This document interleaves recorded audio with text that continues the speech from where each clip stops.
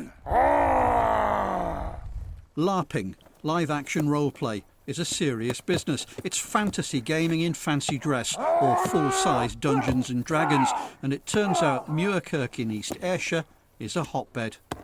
It's a commonplace of political reporting to talk about battle lines being drawn, about parties colonising issues in the hopes that voters will rally round the flag. But in the run-up to May's Holyrood elections, is it helpful to see politics as battle? And how do you get the strategy right?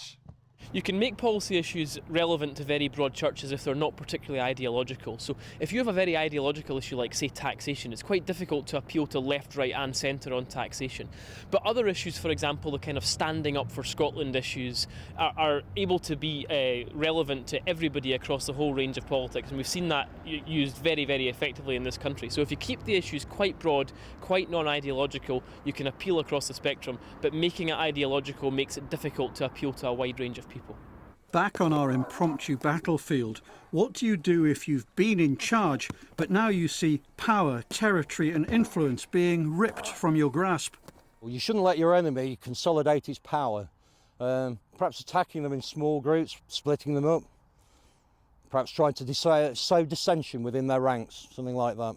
And at First Minister's Questions this afternoon, voters should have known that when the First Minister said she would get rid of the council tax, what she really meant was that she would keep it.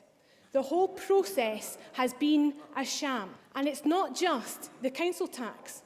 The SNP say fracking is bad, and they have imposed a temporary freeze. A big report has been ordered, but all the signs are that they're going to go ahead and do it anyway.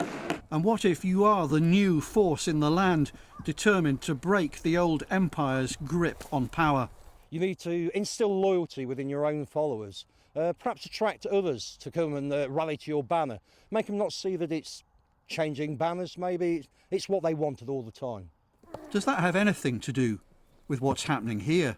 Before Kezia Dugdale decides to adopt her usual position of whinging from the sidelines, and in this case criticise the SNP's policy on local taxation, it might be a good idea to have a policy on local taxation yourselves.